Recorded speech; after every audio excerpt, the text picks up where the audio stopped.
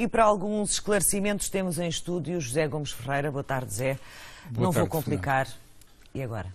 E agora estamos a caminho de um segundo resgate, mas a uma velocidade muito rápida, muito elevada, porque os mercados que nos emprestam dinheiro interpretaram que nós não vamos conseguir fazer o que tínhamos comprometido, o que nos tínhamos comprometido a fazer, que é um programa de reformas de despesa do Estado, cujo calendário e cuja execução está toda comprometida. Não só porque a Ministra das Finanças, que foi escolhida, já estava com uma fragilidade enorme, portanto, a partir de agora não tem autoridade para fazer o que é preciso fazer, como a própria governação está em causa, a própria continuação do governo é uma questão de dias, pelo caminho que estamos a ver que vai seguir-se. Achas que essa decisão pode ser tomada depois da reunião amanhã com o Presidente da República, ou achas que o Presidente da República já devia ter feito mais qualquer coisa? Eu tenho muito receio do que possa sair de decisão da Presidência da República, e digo isto pelo seguinte: o Presidente da República é um formalista, e eu acho que ele será tentado a fazer tudo conforme está escrito nos manuais, por assim dizer. Vai ouvir os partidos, poderá entender que não há condições para este governo continuar, convoca eleições, e este cenário é um cenário terrível. Pelo seguinte: terrível para o país, para o interesse imediato do país em termos financeiros. Não estou a dizer em termos da auscultação da opinião pública, que isso é sagrado. Mas a questão é a emergência em que estamos. Pelo seguinte: se o Presidente da República escolhe marcar eleições, elas só poderão ser marcadas no final de setembro, provavelmente no mesmo dia das eleições autárquicas, portanto, legislativas e autárquicas. E o que é que acontece? Final de setembro, eleições. Posse do Governo, na melhor das hipóteses, 20 de outubro. Estudar os dossiês e fazer um novo orçamento, preparação do orçamento, 20 de novembro, final de novembro. Discussão e aprovação do orçamento, até à aprovação final global, final de janeiro. Orçamento em vigor, princípios de fevereiro ou meados de fevereiro, na melhor das hipóteses. São 7 meses de não governo. Porquê? Porque o que está sobre a mesa é continuarmos um programa de reformas.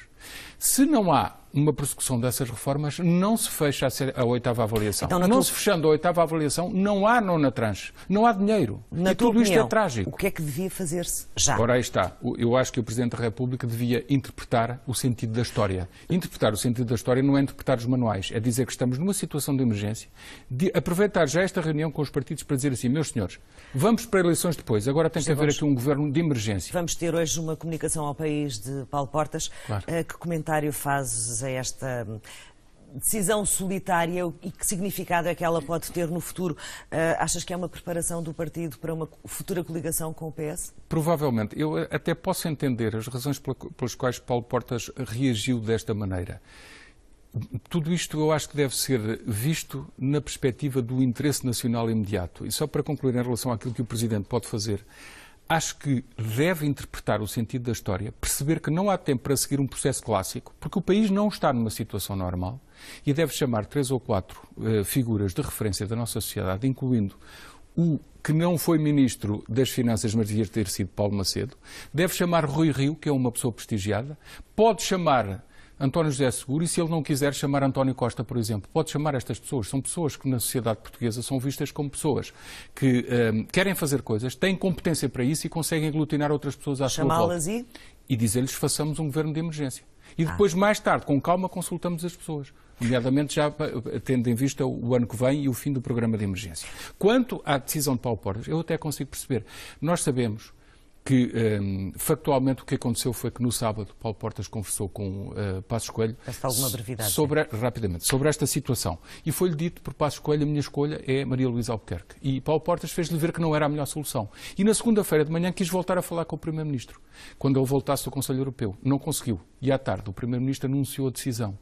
E eu acho que ele tem algum capital de queixa, porque realmente a voz dele não foi ouvida. E nisto tudo eu rapidamente termino dizendo: a nossa classe política, tanto Presidente como Primeiro-Ministro, como Presidente da Assembleia da República, como líderes dos partidos, não estão a perceber que o povo não vai perdoar a esta classe dirigente, a estas elites, se for deitado por terra 2 anos de esforço. Há alguns indicadores, nomeadamente estabilização do desemprego. O segundo trimestre, em termos económicos, tenho a informação de que foi relativamente melhor do que o anterior. O índice de produção industrial tem algum sinal positivo? Havia alguns sinais de que a queda estava a infletir. E, de repente, a classe política dá cabo disto tudo. Os portugueses não vão perdoar esta gente, se eles não souberem interpretar a emergência do momento. E nós, cidadãos, também estamos a querer respostas rápidas. Estamos nós, cidadãos portugueses, preocupados, e a Europa também. Obrigada, claro, José, por teres vindo ao Primeiro Jornal.